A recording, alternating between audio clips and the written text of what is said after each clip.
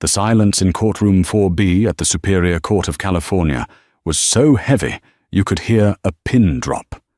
Everyone thought they knew how this day would end.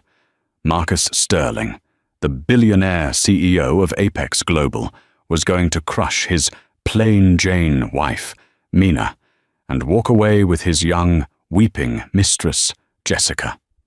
But then, the projector screen flickered to life. What played next wasn't just evidence.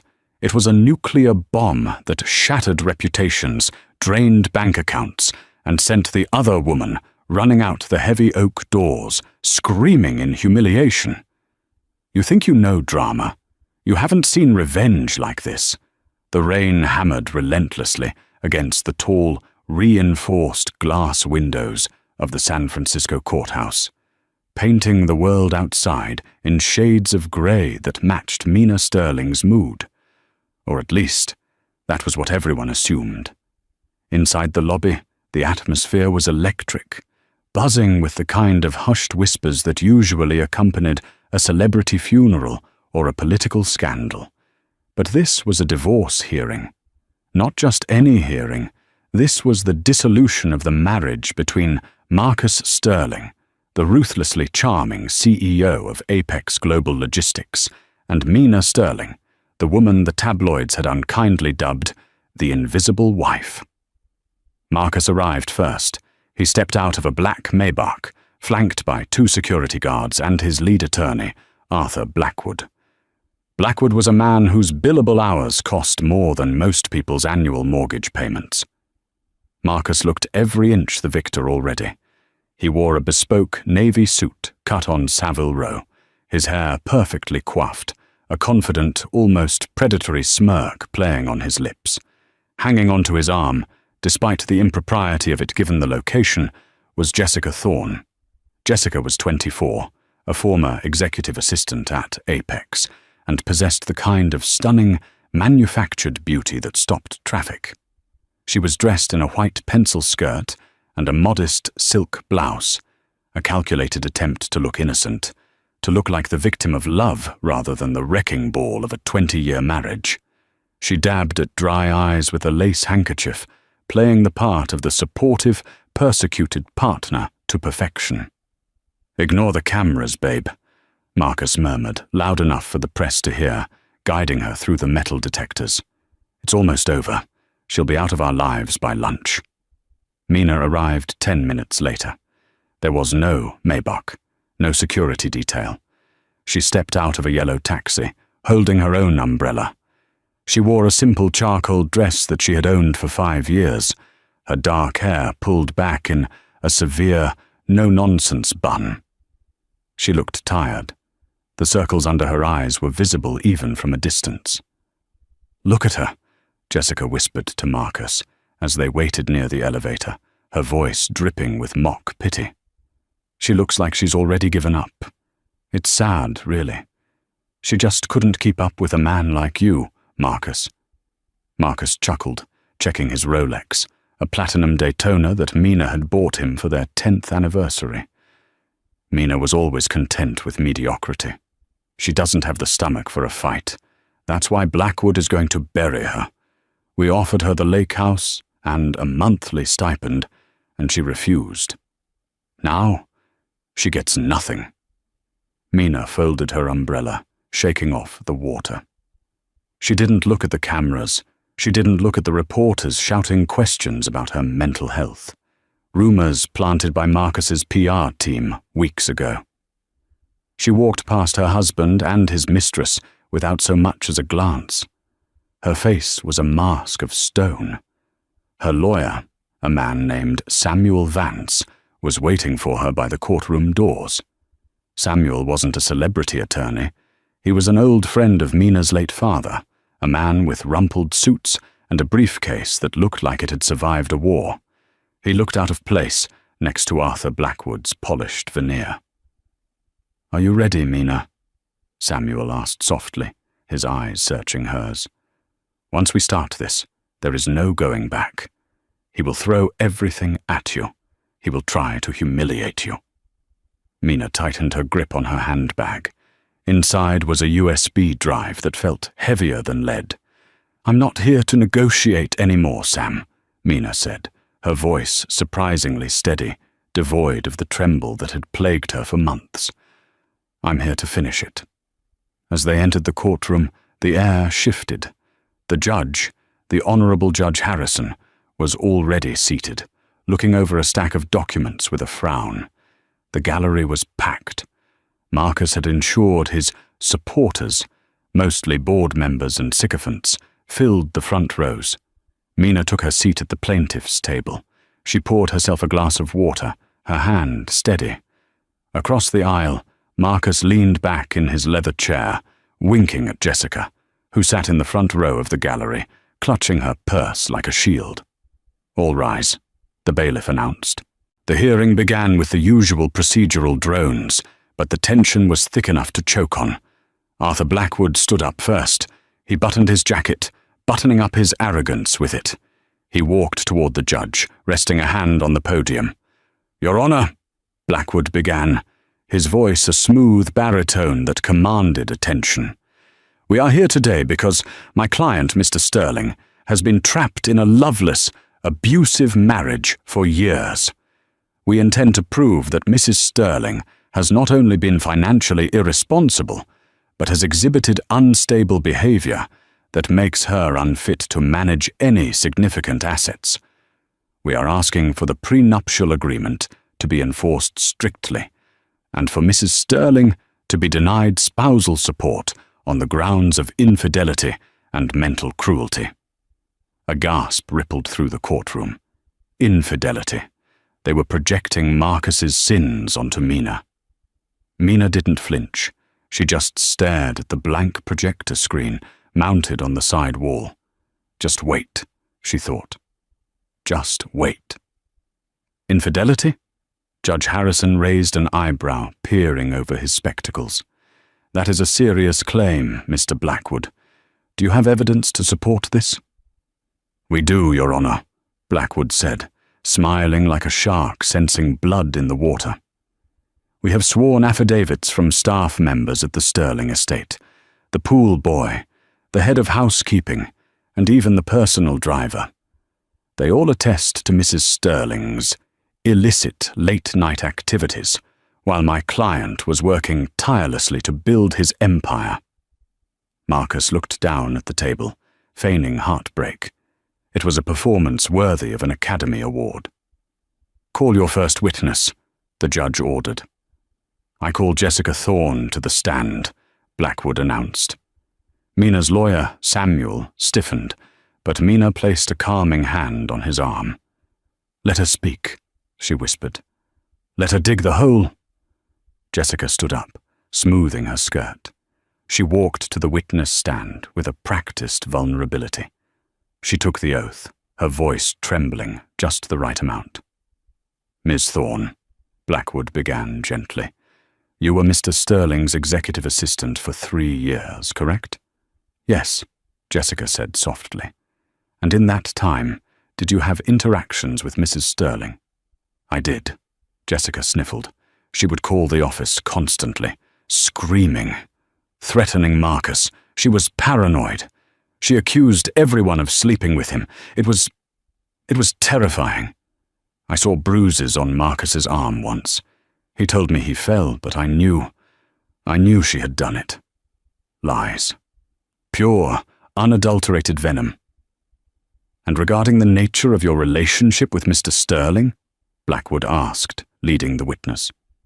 "We are close now," Jessica said, looking lovingly at Marcus.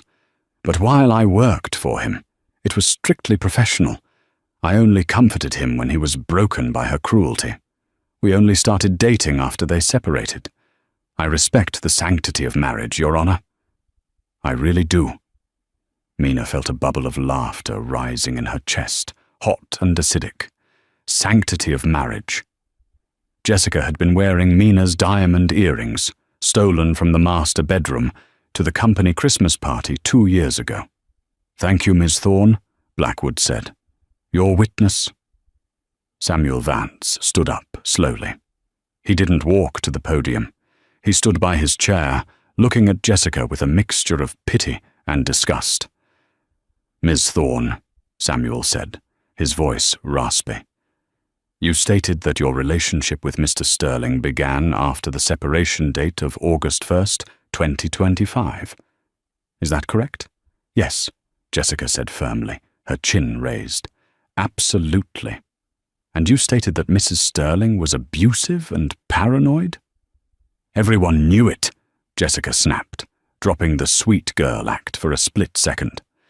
"No further questions," Samuel said, sitting down. The courtroom murmured in confusion. Was that it? Was Samuel giving up? Even Judge Harrison looked surprised. "Mr. Vance," the judge said, "do you have any witnesses to call?" "Actually, Your Honor," Samuel said, standing up again and picking up the small remote control for the courtroom's media system. "We don't have witnesses in the traditional sense. We felt that in a case of he said, she said, it would be better to let the facts speak for themselves. We have a video exhibit we would like to enter into evidence. Exhibit A." Blackwood jumped up. "Objection! We haven't vetted this evidence. This is an ambush." "Mr. Blackwood," the judge cut in, "this is a discovery hearing regarding assets and conduct. If Mrs. Sterling has evidence pertinent to the timeline of the relationship or the allegations of abuse, I will see it." Overruled. "Proceed, Mr. Vance." Marcus shifted in his seat. For the first time, the smirk faltered. He looked at Mina. She was finally looking back at him. Her eyes were cold, dark, and utterly empty of the love she had held for him for 2 decades. Samuel pointed the remote at the screen.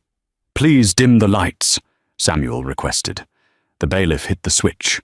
The room plunged into semi-darkness. The projector hummed to life, casting a bright blue square on the wall. "What you are about to see," Samuel narrated, his voice hard, "is a compilation of security footage from the Sterling residence, the Apex Global private jet, and the hallways of the Pierre Hotel in Manhattan. Footage that Mr. Sterling believed was deleted." The screen flickered. The date stamp in the corner read, October 14th, 2023. 2 years ago. The scene was the living room of the Sterling mansion. The audio was crystal clear. Marcus was on the screen. He wasn't being abused. He was on the phone, pacing. "Listen to me, Arthur," the on-screen Marcus said. The courtroom froze. It was a call to his lawyer, the very man standing next to him. "I need you to hide the assets in the Cayman accounts. The Blue Sky Shell Company. Mina is getting suspicious about the late nights. If I have to divorce her, I want her to have nothing. Absolutely nothing. Transfer the $40 million from the joint account tonight." In the courtroom, Arthur Blackwood's face went pale. That was evidence of fraud and conspiracy to hide assets, a disbarable offense. But the video wasn't done. The scene cut, December 24th, 2023. Christmas Eve. Mina had been at her mother's hospital bedside that night. The video showed the master bedroom of the Sterling house. Marcus walked in, followed by Jessica Thorne. Jessica was wearing a Santa hat and very little else. "What about your wife?" The on-screen Jessica giggled, jumping onto the bed. Mina's bed. "Forget the old hag," Marcus laughed, pouring champagne. "She's at the hospital. Hopefully, her mother kicks the bucket soon so we can stop pretending to care. Once I secure the merger with Jenkins Tech, I'll kick Mina to the curb. But until then, you're my little secret, Jess." The courtroom gasped. It was a collective intake of breath that sucked the air out of the room. In the gallery, Jessica Thorne let out a strangled sound. On the screen, she was mocking Mina's dying mother. "Turn it off!" Marcus roared, jumping to his feet, his face turning a violent shade of crimson. "This is illegal. That's a violation of privacy." "Sit down, Mr. Sterling." Judge Harrison slammed his gavel, the sound echoing like a gunshot. "Bailiff, if he moves again, restrain him." Samuel didn't turn it off. There's more, Your Honor. The scene changed again. This was darker. March 15th, 2024. The interior of a car, a dash cam view facing inward. Marcus was yelling at Mina. "You are worthless!" Marcus screamed in the video. He backhanded her across the face. The sound of the slap was sickeningly loud over the courtroom speakers. Mina in the video crumpled against the door, sobbing. "You tell anyone about the offshore accounts, and I will bury you. I will tell everyone you're insane. Who are they going to believe, the billionaire or the housewife?" The video cut to black. The lights in the courtroom buzzed back on. For 3 seconds, nobody moved. Then, all eyes turned to Jessica. She wasn't the smug, crying victim anymore. She was trembling, her face patchy and red. The image of her laughing about a dying woman, sleeping in the wife's bed on Christmas Eve, was burned into everyone's retinas. The private names mentioned, the Pierre Hotel, the Jenkins Tech merger, the Blue Sky Shell Company, grounded the video in undeniable reality. These were verifiable facts. Jessica stood up, her chair scraping loudly against the floor. I didn't," she stammered. She looked at Marcus, but he was staring at the table, his head in his hands, realizing his life was over. He didn't look at her. He couldn't save her. "You liar!" A woman from the back of the gallery yelled. It was one of Mina's neighbors. Jessica couldn't take it. The shame was a physical weight. She grabbed her purse, let out a high-pitched sob, and ran.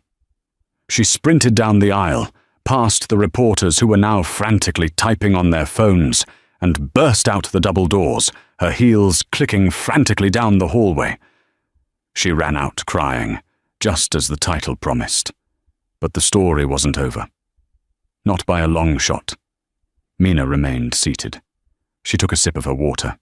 She watched the doors swing shut behind the mistress. "Mr. Blackwood," Judge Harrison said, his voice icy cold, dangerously calm. "I suggest you sit down. We are going to have a very long conversation about the Blue Sky Shell Company and your involvement in asset concealment." The judge turned to Marcus. "And you, Mr. Sterling, you will look at me." Marcus slowly raised his head. The arrogance was gone. In its place was the hollow look of a man who had bet everything on a pair of deuces and lost to a royal flush. The silence that had gripped courtroom 4B shattered instantly. The moment the double doors swung shut behind the sobbing Jessica Thorne, the room erupted into chaos. Reporters were shouting over one another. Flashes from cameras, which were strictly prohibited but ignored in the frenzy, popped like strobe lights, and the gallery of supporters Marcus had brought were now frantically whispering, many of them looking for the nearest exit to dissociate themselves from the sinking ship.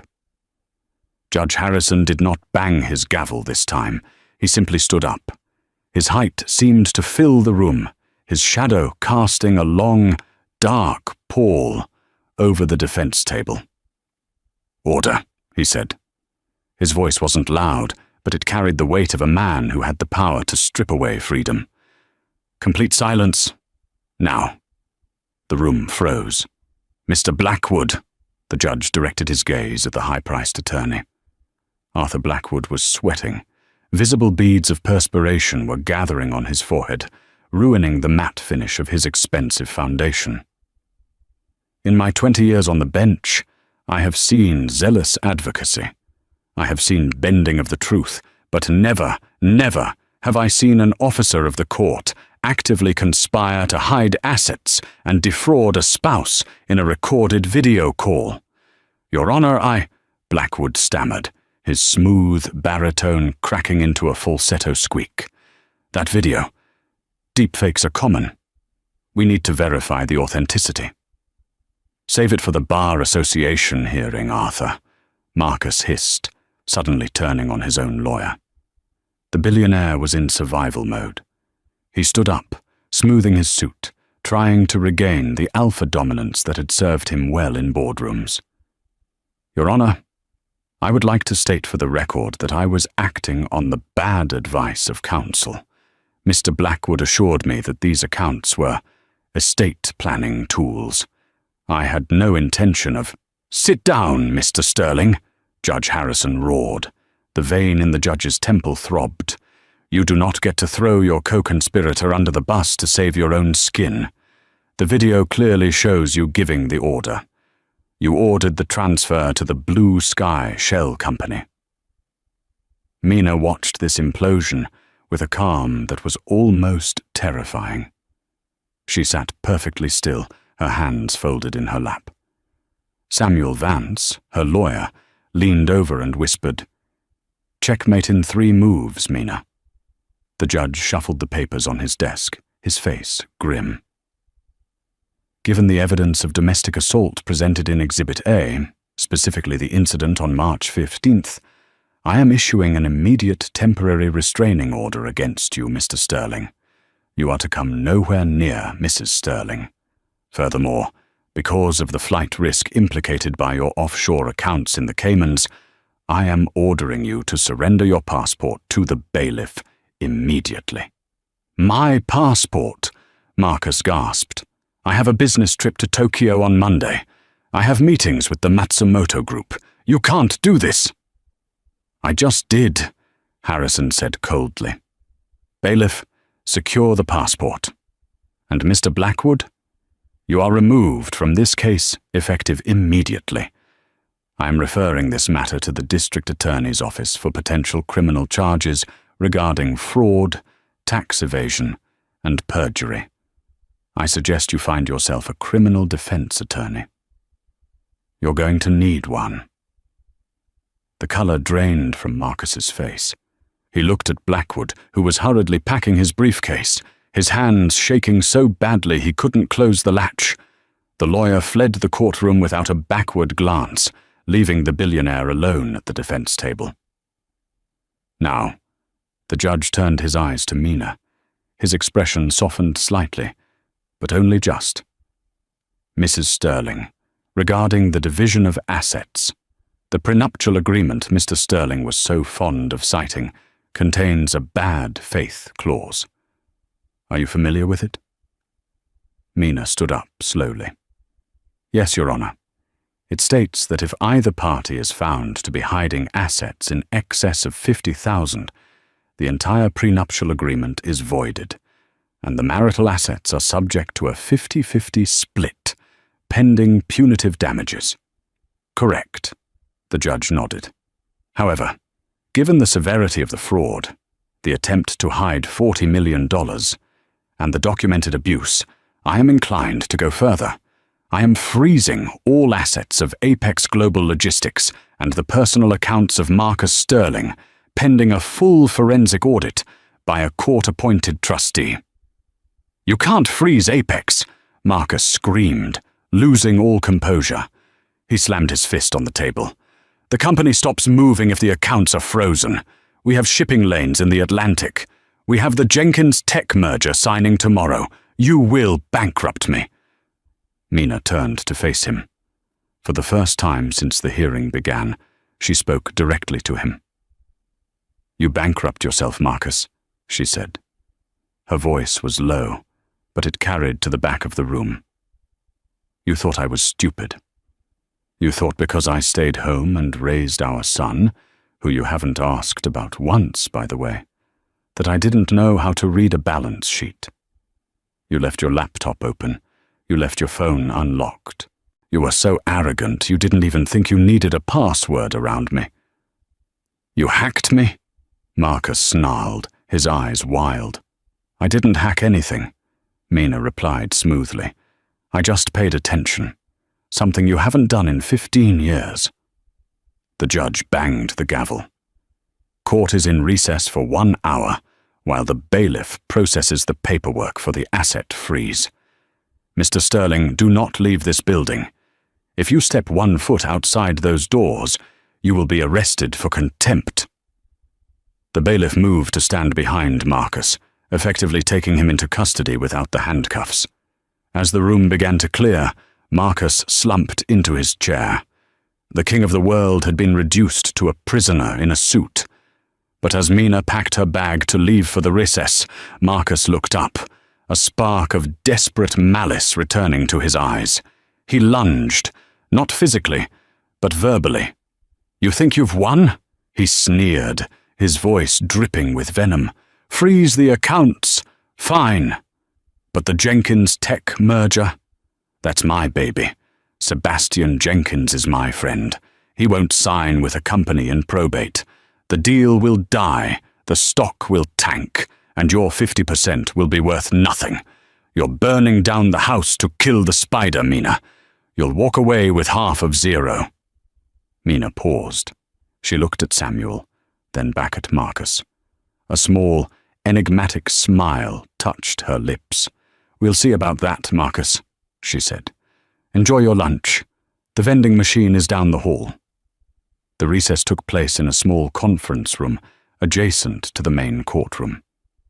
Mina sat by the window, watching the rain wash the streets of San Francisco. She felt a strange lightness in her chest, the absence of a weight she hadn't realized she was carrying. "You did good, kid," Samuel said, handing her a cup of lukewarm coffee. "I've never seen Arthur Blackwood run like that. He looked like a deer in headlights." "It's not over, Sam," Mina said, taking the cup. "Marcus is right about one thing. If the Jenkins Tech merger falls through, Apex stock crashes. The shareholders will panic. The board will oust Marcus, but the value will be gone." Samuel frowned, sitting opposite her. "Mina, we talked about this. Even without the merger, Apex is worth billions. Half is enough for you and Leo to live like royalty forever." "I don't want half of the wreckage, Sam," Mina said, her eyes sharpening. "I want what I built. People forget I started Apex with him. I wrote the original business plan in our garage while he was out drinking with investors. I designed the logistics algorithm they still use today. He erased my name from the history books, but I built the engine." Samuel looked at her, confused. "So, what are you saying? You want to save the merger?" "I'm saying," Mina checked her watch, "that Sebastian Jenkins is a very punctual man." At that exact moment, there was a knock on the conference room door. Samuel stood up, defensive. "Who is it?" "We are in a private council session." The door opened. It wasn't the bailiff. It wasn't a reporter. It was a tall man in his early 40s, wearing a grey suit that cost more than the entire courtroom. He had salt and pepper hair and a kind, intelligent face. It was Sebastian Jenkins, the CEO of Jenkins Tech, the man holding the key to the massive merger Marcus was banking on. "Mr. Jenkins?" Samuel dropped his coffee cup. What are you doing here? Does Marcus know you're here?" Sebastian didn't look at Samuel. He looked straight at Mina. He walked over to her and extended a hand. "Hello, Mina," he said warmly. "It's been a long time." "Hello, Sebastian," Mina replied, shaking his hand firmly. "Thank you for coming on such short notice." Samuel looked between them, his mouth agape. You two know each other." Mina gestured for Sebastian to sit. "Marcus thinks Sebastian is his friend. Marcus thinks a lot of things.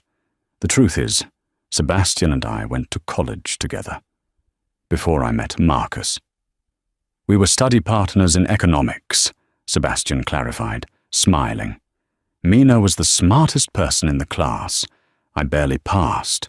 She graduated summa cum laude." "But the merger," Samuel stammered. "Marcus said—" "Marcus approached me for the merger 6 months ago," Sebastian explained. "He gave me the pitch. It was flashy, arrogant, and full of holes. I was going to say no. Apex under Marcus's leadership has been sloppy. High turnover, bad PR, efficiency dropping." He paused, looking at Mina with admiration.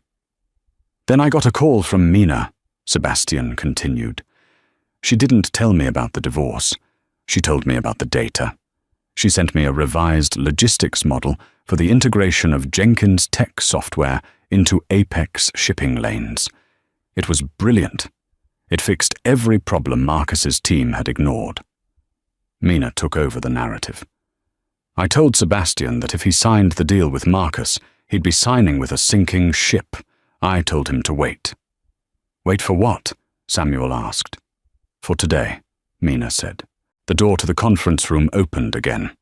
The bailiff stuck his head in. Recess is over. The judge is back on the bench. Mina stood up, smoothing her dress. It's time for the second act, Sam. Are you coming, Sebastian? Wouldn't miss it for the world, the tech mogul said. Back in the courtroom, the atmosphere was heavy with dread. Marcus sat alone. He had loosened his tie. He looked like a man awaiting execution. When he saw Mina walk in, he glared. But when he saw Sebastian Jenkins walk in behind her, his eyes lit up with a manic hope. "Sebastian!" Marcus called out, half rising from his chair before the bailiff pushed him back down. "Thank God, you're here. Tell the judge.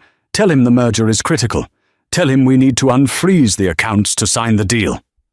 Sebastian walked past the defense table. He stopped, looked down at Marcus, and his expression was one of cool indifference. "I'm not here for you, Marcus," Sebastian said. He walked through the gate and sat in the front row, directly behind Mina. Marcus froze. His brain couldn't process the geometry of the room. His business savior was sitting on his wife's side. Judge Harrison re-entered. "Court is back in session. I have reviewed the financial motions. The asset freeze stands." "Your Honor," Marcus shouted, desperate now, "you are destroying the livelihood of thousands of employees. Mr. Jenkins is right here. Ask him. If we don't sign today, the deal dies." Mr. Sterling is correct about one thing. Samuel Vance stood up. "Mr. Jenkins is present. Perhaps, with the court's permission, we could allow him to make a statement regarding the valuation of the company." "Highly irregular," the judge muttered. "But given the stakes involving a public company..." Mr. Jenkins' approach. Sebastian Jenkins stood at the podium.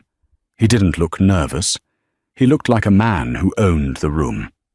"Your Honor," Sebastian began, "Mr. Sterling is under the impression that Jenkins Tech intends to merge with Apex Global under his leadership. That is incorrect." Marcus blinked. "What?" "We have a letter of intent." "We had a non-binding letter," Sebastian corrected him, not even turning to look at Marcus. "However, in light of the revelations regarding fraud and embezzlement revealed in this court today, Jenkins Tech is formally withdrawing its offer to merge with the current management of Apex."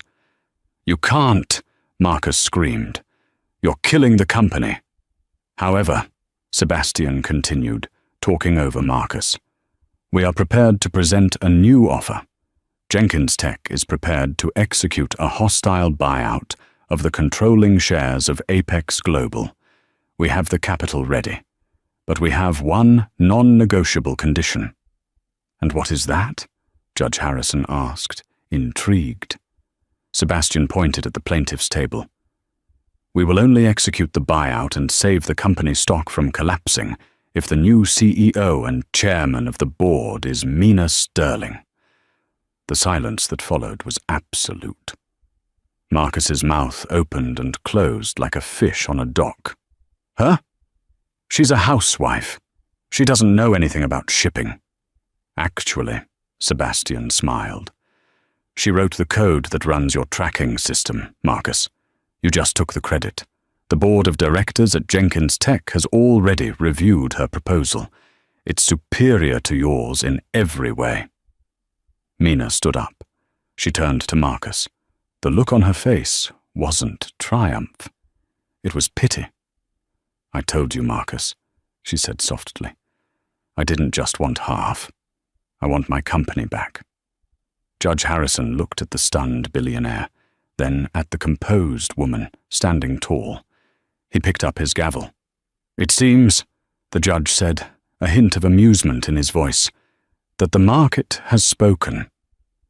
Mr. Sterling, since your assets are frozen and you are facing criminal charges, you are hardly in a position to negotiate corporate strategy.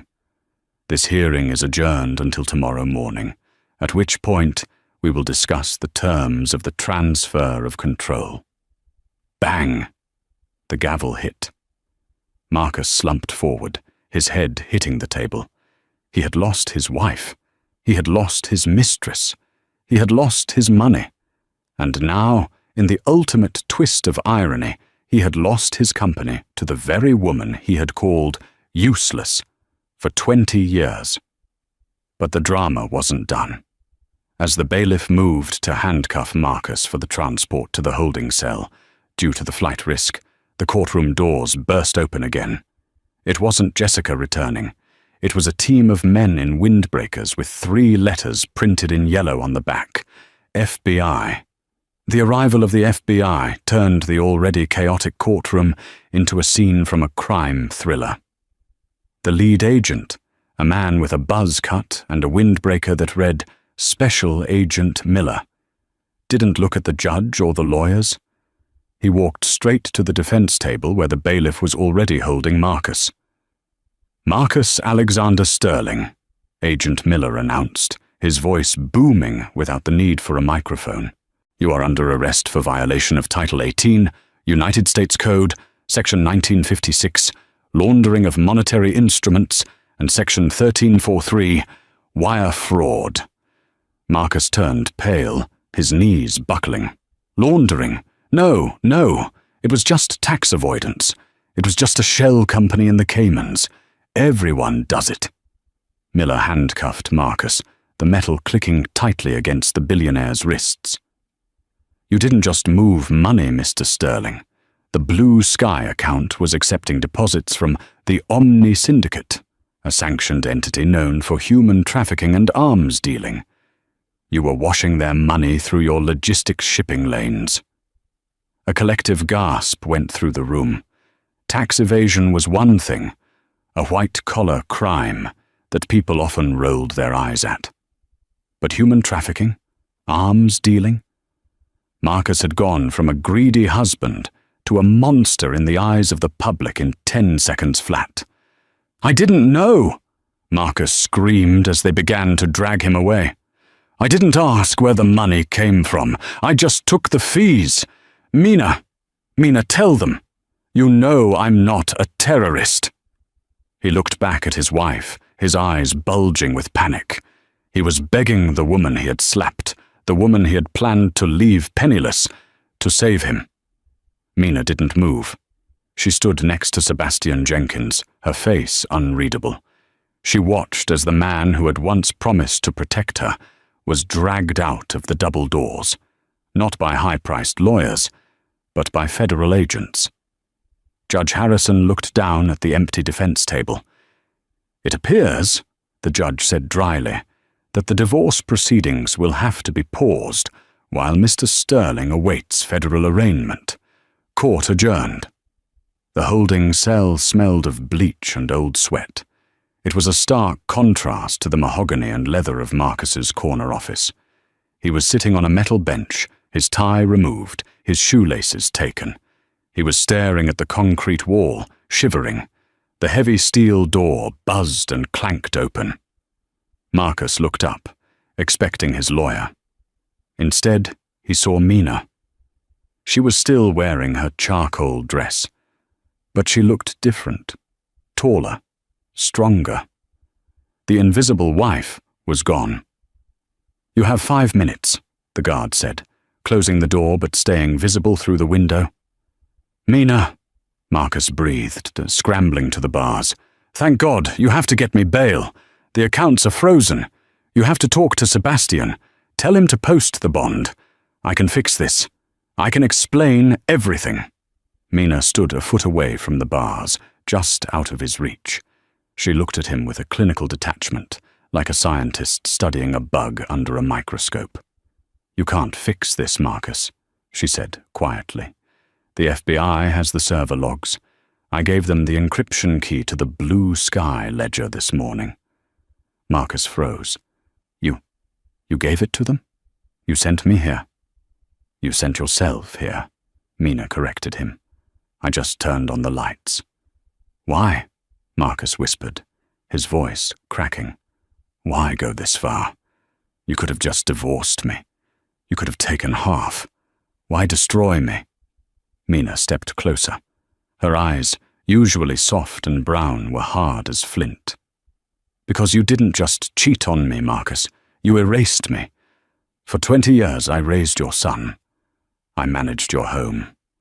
I wrote your business plans. I nursed your parents when they were dying, while you were on business trips in Vegas.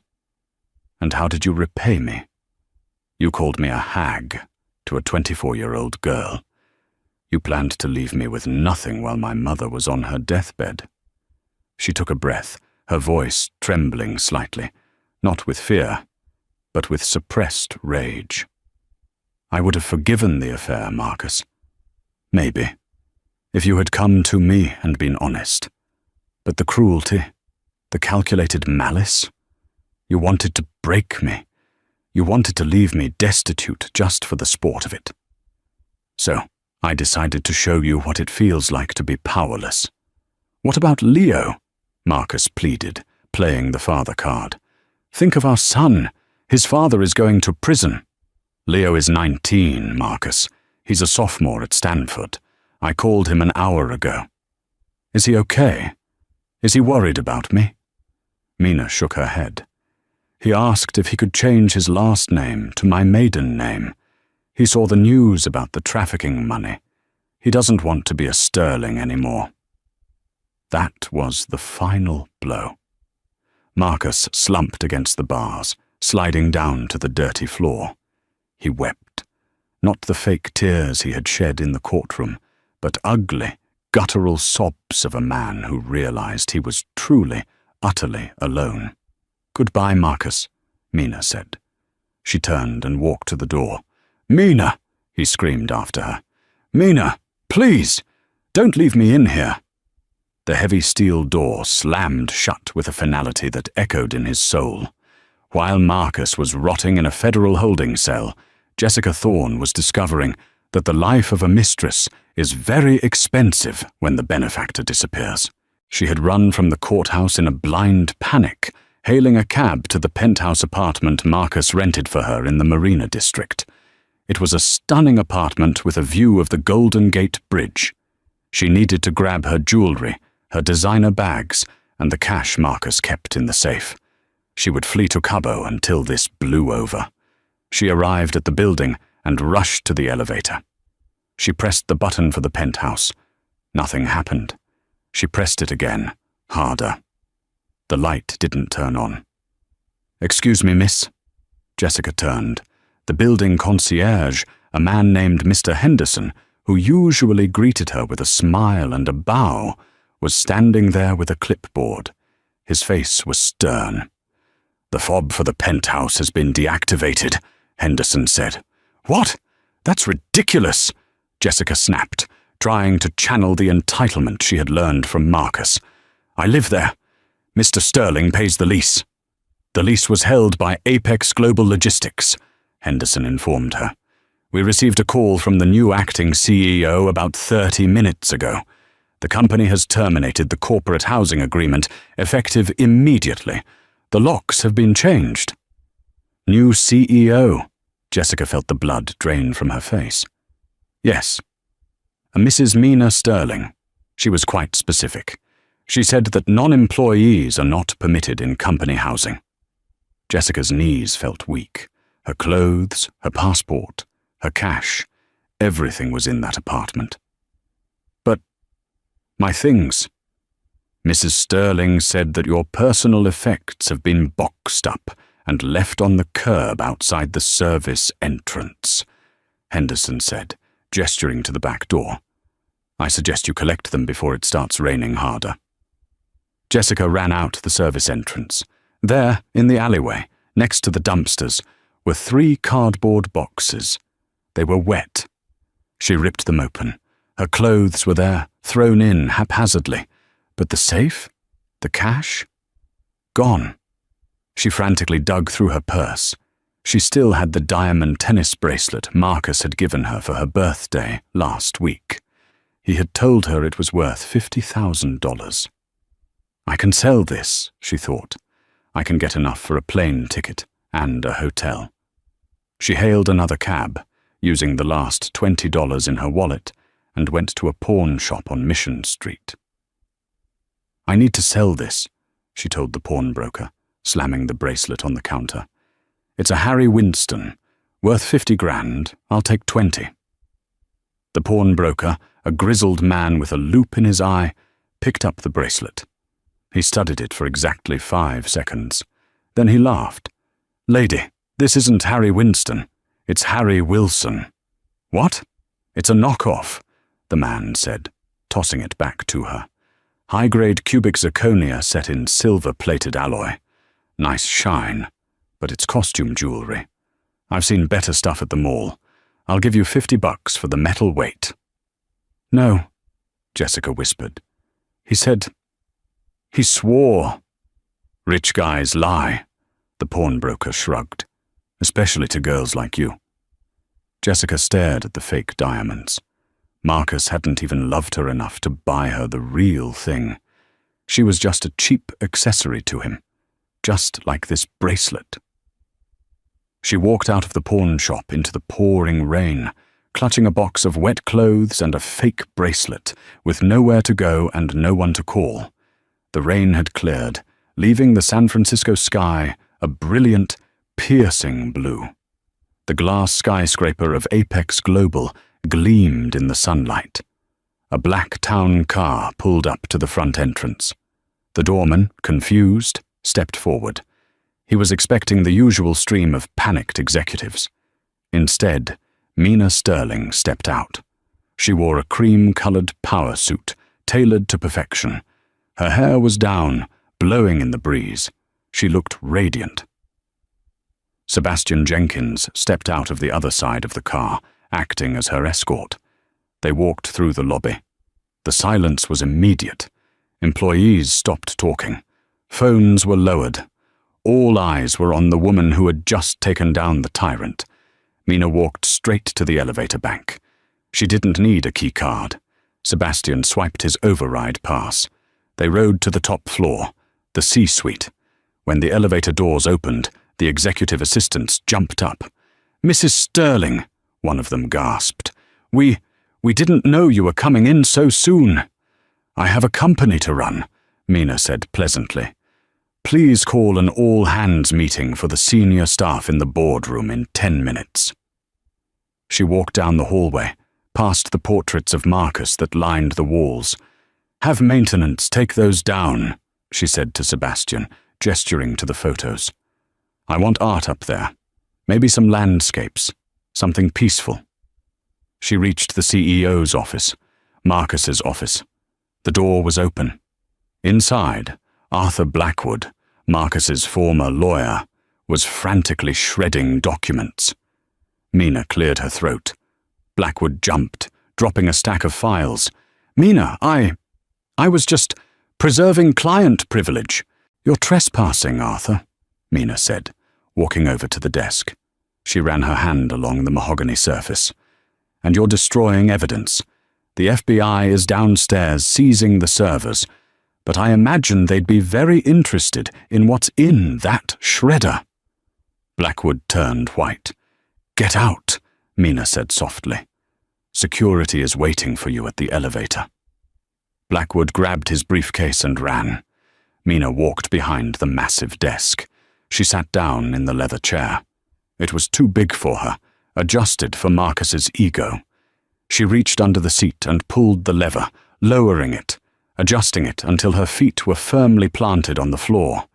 She spun the chair around to look out the window at the city below. The bay was sparkling. The ships in the harbor, Apex ships, were moving.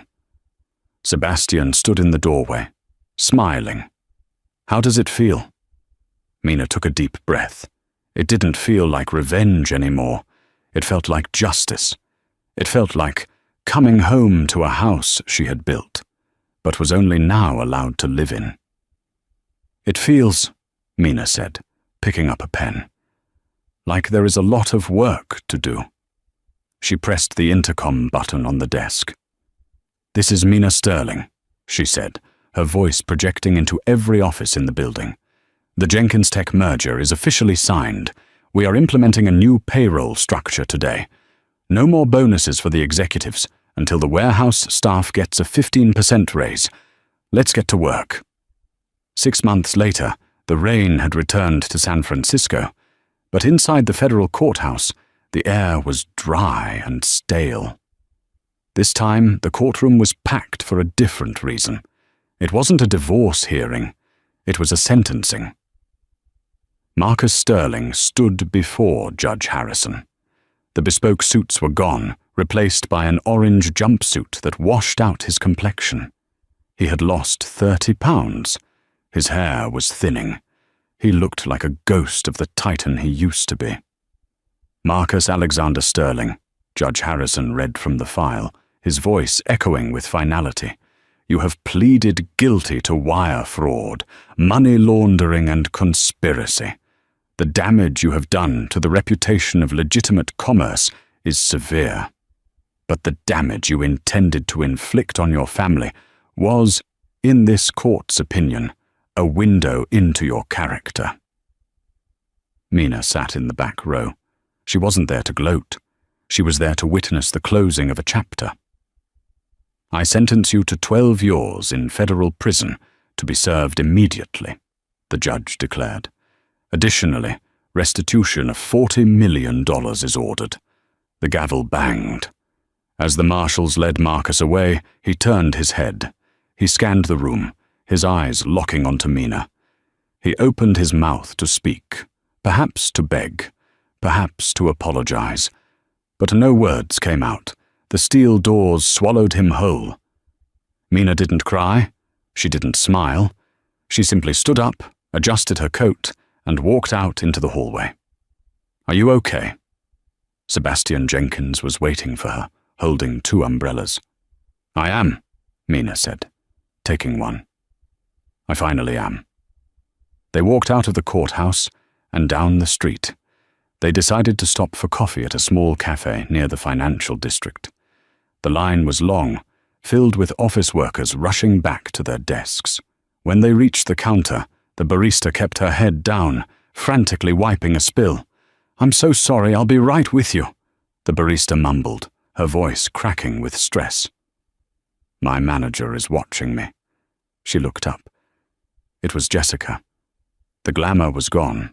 No designer makeup, no silk blouses. She wore a stained green apron, her hair pulled back in a messy ponytail. She looked exhausted, aged by the harsh reality of minimum wage and social pariah status. Jessica froze when she saw Mina. Her hand shook, rattling the espresso cup she was holding. "Mina," she whispered. Mina looked at her. She could have demanded she be fired. She could have made a scene. But she realized that Jessica was already in her own prison. "Just a black coffee, please," Mina said politely. "And a latte for him." Jessica nodded, tears welling in her eyes. Tears of shame this time, not manipulation.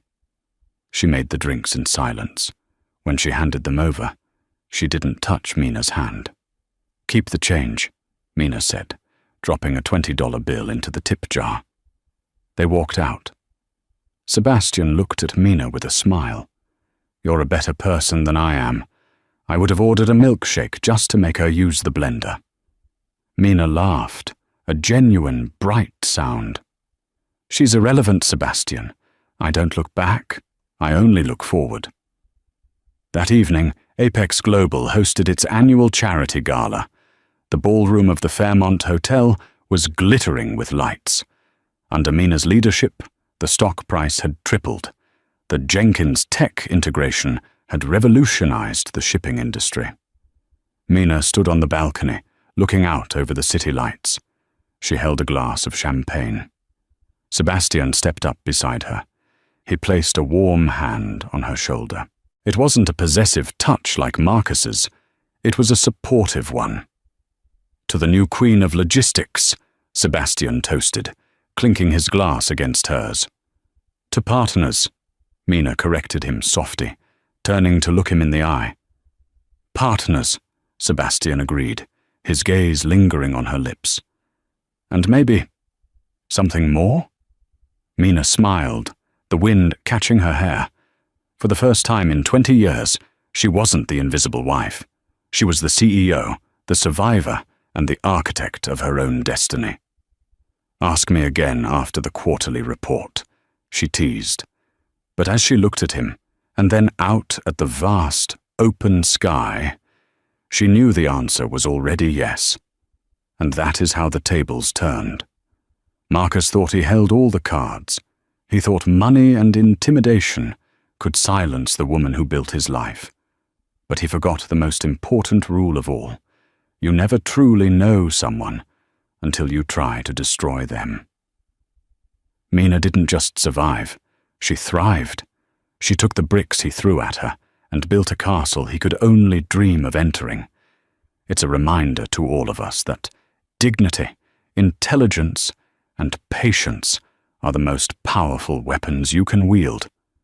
The truth always has a way of playing out on the big screen, eventually. Wow, what a ride. I hope you enjoyed this story of ultimate revenge and justice. If seeing Marcus and Jessica get exactly what they deserved gave you some satisfaction, please hit that like button. It really helps the channel grow.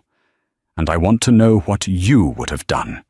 Would you have tipped Jessica at the coffee shop like Mina did, or would you have ignored her? Let me know in the comments below.